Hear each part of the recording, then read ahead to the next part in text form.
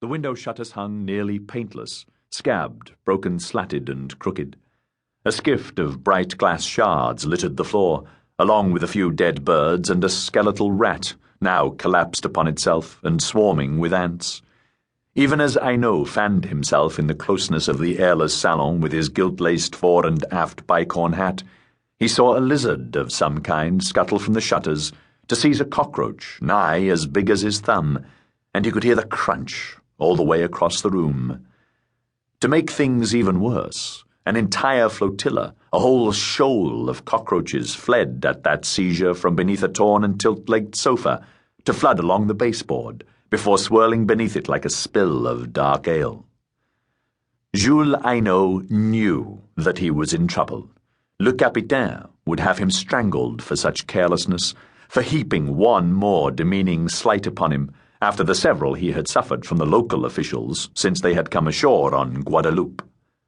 Working for Le Capitaine was rewarding at times, profitable in monetary matters, and the best of confiscated or commandeered goods, such as his ornate sword, which formerly had been the property of an elderly junior admiral, without the proper zeal and ruthlessness of a true revolutionary. "You wish it? Take it," Le Capitaine had told Aino after the court-martial for failure and royalist sentiments, as it lay on the judge's table after the guilty party had been hauled out, blade exposed and point toward the doomed, signifying a verdict of guilty. Rewarding and pleasing for Jules Aino, too, was the aura of fear he could create by merely stating whom he worked for, trading on Le Capitaine's dread reputation. His new boots the cobbler had made gratis, pouring heart and soul into the workmanship and materials, as if his life had depended on it. His uniforms, if not free, were gotten at a large, shuddery discount. But his superior didn't suffer fools or slackers gladly, and more than one promising and well-connected young officer had had his head lopped off for less. Now, what to do? What to do? Aino dithered, all the while in an outward pose of a man with few cares but for this mere trifle. "Jumped up foreign farm hand," Clark de Gugne silently sneered as he gathered up his traps. "Can't even speak good French," he circumspectly scoffed with a Parisian's disdain for anything provincial or anyone born outside La Belle France.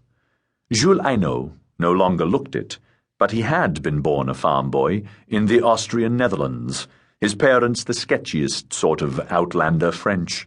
He'd fled potato-grubbing early, had gone to sea at 14, still nigh illiterate, and had drifted into the old Royal French Navy just before the start of the Revolution. Just a lowly matelot with grandiose dreams of being somebody or something someday. He'd seen quickly how the prevailing wind stood, and had gladly, if not wholeheartedly, embraced republicanism and the Jacobism of the sans-culotte as a way to advance himself. He bought a tricolour revolutionary's cockade and red wool tassel cap, and had worn them with outward pride, had shouted, "Down with the aristos" the loudest, and had ridden the coattails of the Terror, helping to purge the navy of royalists and aristocrats, earning a share of the loot taken from them, moving up in rank, in dead men's shoes. For once his lack of education, his humble beginnings, and his outlandness had worked for him, for he was held up as a shining example of how the ideals of the Revolution would spread all round the world and conquer the old order. Most of the rhetoric was Greek to Aino, just loud twaddle to be tolerated, but it paid well to listen and cheer, and the raids and arrests as a virtuous commoner armed to the teeth and given the awesome power of weaponry over the rich, the titled, and their minions and lickspittle servants was a heady thing indeed. And the cheers!